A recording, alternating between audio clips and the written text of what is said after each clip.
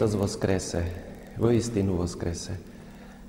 Возлюблені брати і сестри у Христі, дорогі краяни. Цьогорічне святкування Пасхи, Христового Воскресіння є для нас особливим. Святкуємо ювілейний рік, сторіччя від народження нашого улюбленого, блаженного священномученика Теодора, сина нашого краю.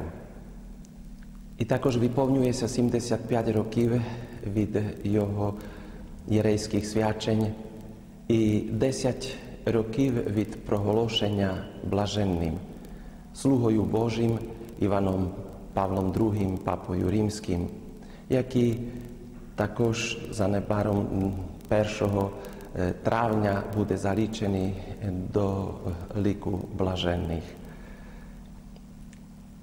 І на сам Великдень, на Пасху, 24 квітня, виповнюється 365 років від історичної дати, коли в Ужгородському замку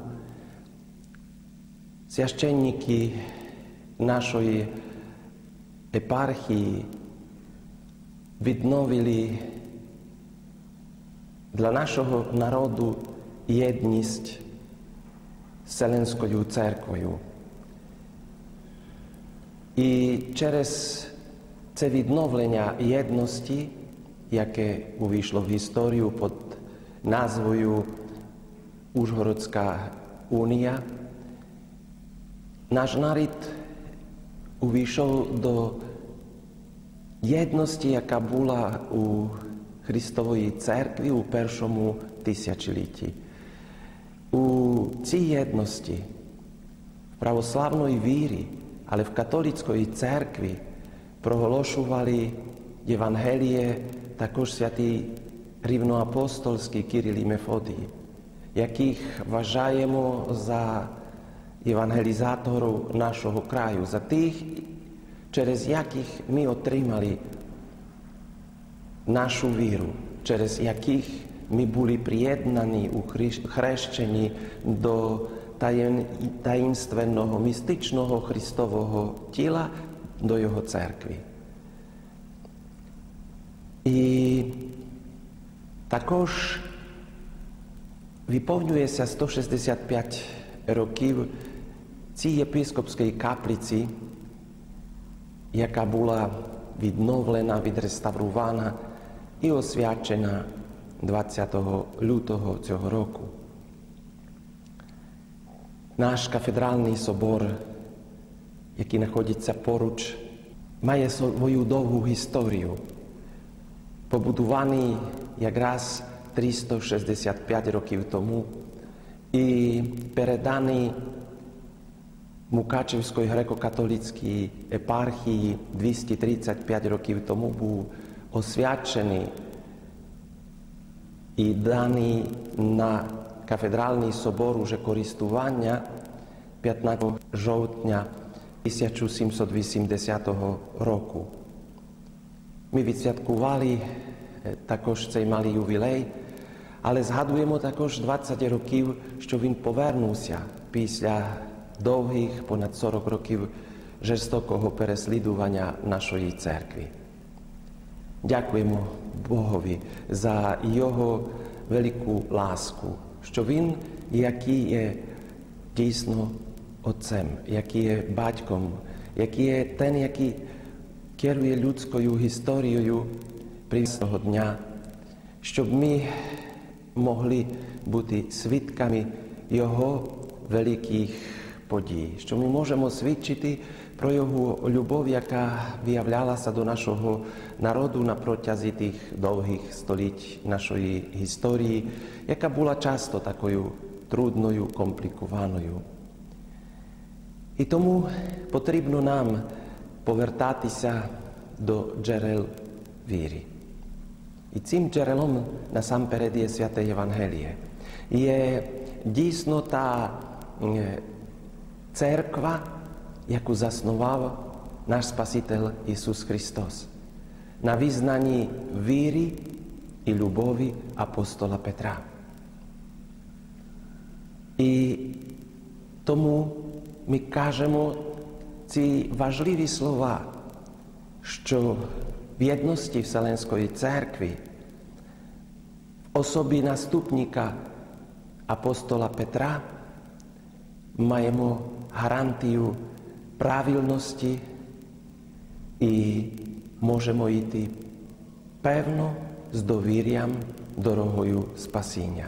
Ми є свідками у сьогоднішньому світі великої секуларизації, того, що багато людей губить зв'язок з тим, що є святе.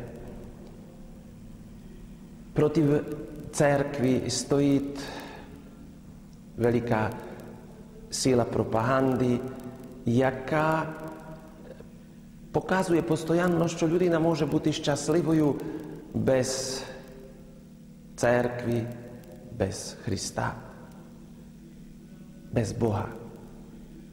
Але досвід особистий, я переконаний, кожного одного з вас, дорогі у Христі, нам говорить зовсім інше. Говорить нам те, що нам щастя і мир душі можна знайти тільки з Ісусом Христом.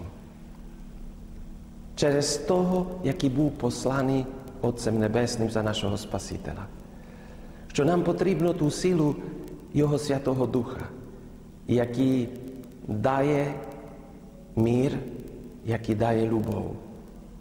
Ісус сказав апостолам і каже і нам: мир даю вам, мир світ даю вам, не так, як дає цей світ. І тому дуже важливо, щоб і в наших сім'ях ми зуміли спілкуватися з Богом через молитву, щоб дійсно Свята Трійця наповнювала своєю благодаттю всі людські душі. Виховуйте ваших дітей добрим словом і прикладом.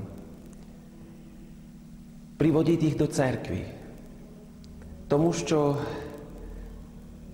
є важливо заохочувати своїх дітей не лише тим словом «ідіть в церкву», але «ідемо в церкву разом». Є добре, коли і діти приводять деколи батьків до церкви, але основним завданням батьківського виховання є передати віру своїм дітям. І тому потрібно старатися більш пізнати нашу християнську віру. Тому є потрібно більш вивчати Святе Письмо, слухати Боже Слово і дозволити, щоб і Божий Дух діяв в нашому житті. І тоді будемо мати радість з того, що наші діти підуть теж дорогою спасіння. Буває вже деколи пізно плакати, що пішло не так, шукати помилки минулого, яке тяжко деколи виправляти. Тому щасливі ті батьки, які зрозуміли важливість християнського виховання.